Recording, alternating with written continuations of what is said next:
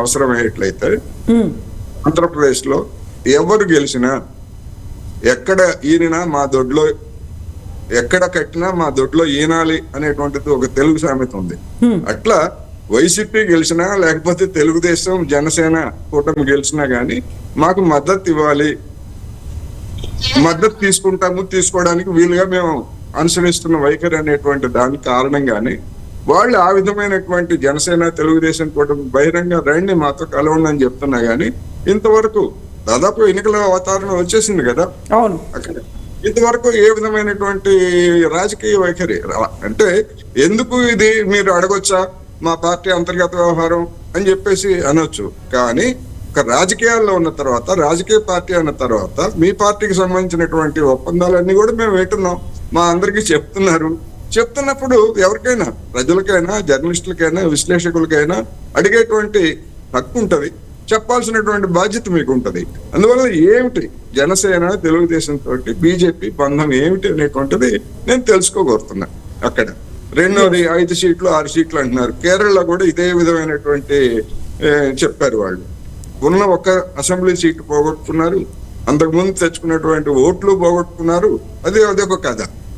అందుకని లేనటువంటి దాన్ని ఒక మైండ్ గేమ్ ఆడటం అనేటువంటిది బీజేపీ పెద్దలకి స్పష్టం. ఇక్కడ కూడా తెలంగాణలో కూడా చివరి 10-15 రోజుల్లో ఏం చెప్పారు, ఒక నిశ్శబ్ద విప్లవం రాబోతోందని సాక్షాత్తు కిషన్ రెడ్డి గారే మన అందరినీ నమ్మించడానికి ప్రయత్నించారు. ఏంటి నిశ్శబ్ద విప్లవం అంటే? మరి మీకు తెలియదు, మీ మీడియా వాళ్ళు మాకు వ్యతిరేకం, మీ మీడియాకి అదేం కనపడదు, మాకు కనిపిస్తా ఉంది నిశ్శబ్ద విప్లవం వస్తుంది, నరేంద్ర మోడీ గారు చూడండి అని చెప్పారు. ఏమైంది? హైదరాబాద్ సీట్లో ఉన్నటువంటి ఆ ఒక్క సీటు గెలుస్తున్నారు తప్ప ఎక్కడ ఒక సీటు రాలేదు. అందుకని మొత్తంగా అసలు అధికారం మాదే అని చెప్పినటువంటి వాళ్ళు. రెండోది చాణక్యులు అంటున్నారు, అపర చాణక్యులు, స్ట్రాటజిస్టులు అంటున్నారు. అపర చాణక్యులు, స్ట్రాటజిస్టులు మరి ఎన్నికలకి ముందు వేసినటువంటి పిల్లి మొక్కలు ఏమిటి? మనం ఎవరైనా అడిగామా మన బండి సంజయ్ గారి గురించి? ఎందుకంటే 3 ఏళ్ళు అయిపోయింది కనుక ఆయన మారుస్తారా ఉంచుతారా అని జర్నలిస్టులను అడిగాం. అడిగితే లేదు, ఎన్నికలు అయిపోయేంత వరకు ఆయన మార్చే ప్రసక్తి లేదని చెప్పేసి మరి ఆ చాణక్యుల ప్రతినిధులుగా వచ్చినటువంటి కేంద్ర పార్టీ పెద్దలు చెప్పారు, మార్చేశారు.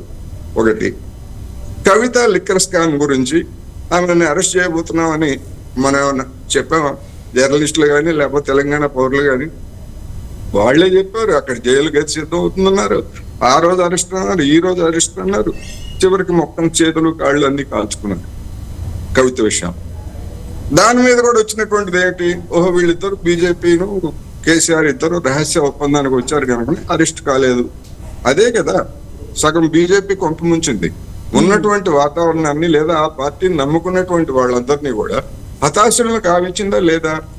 అందుకని మరి స్ట్రాటజిస్టులు ఏమయ్యారు? మరి అమిత్ షా గారు కావచ్చు, నరేంద్ర మోడీ గారు కావచ్చు, వాళ్ళ స్ట్రాటజీలు ఏమైనాయి, ఎక్కడైంది?